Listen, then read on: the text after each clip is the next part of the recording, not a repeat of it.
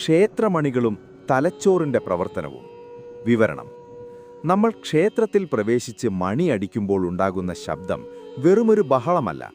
ആ മണികൾ നിർമ്മിച്ചിരിക്കുന്നത് 7 ലോഹങ്ങൾ കൃത്യമായ അളവിൽ ചേർത്താണ്.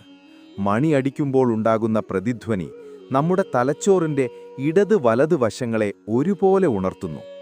ജീവിതോപദേശം: 7 സെക്കൻഡ് നീണ്ടു നിൽക്കുന്ന ആ ശബ്ദതരംഗങ്ങൾ നമ്മുടെ ശരീരത്തിലെ 7 ഊർജ്ജ കേന്ദ്രങ്ങളെ, ചക്രാസ് എന്നിവയെ ശുദ്ധീകരിക്കും.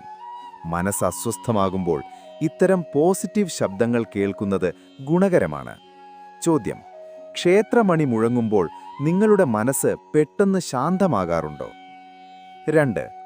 ആൽമരവും ഓക്സിജൻ പ്രവാഹവും. വിവരണം: മിക്ക ക്ഷേത്രങ്ങളിലും ആൽമരമുണ്ടാകും. രാത്രിയിലും ഓക്സിജൻ പുറത്തുവിടുന്ന അപൂർവം മരങ്ങളിലൊന്നാണ് ആൽമരം.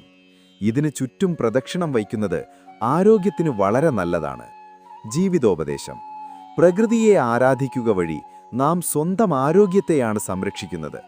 മരങ്ങളെ ദൈവമായി കണ്ട് സംരക്ഷിച്ച പൂർവികരുടെ ദൂരക്കാഴ്ച നാം തിരിച്ചറിയണം. ചോദ്യം: ആൽമരത്തിന് ചുറ്റും പ്രദക്ഷിണം വയ്ക്കുന്നത് ഭക്തിയാണോ അതോ ശാസ്ത്രമാണോ?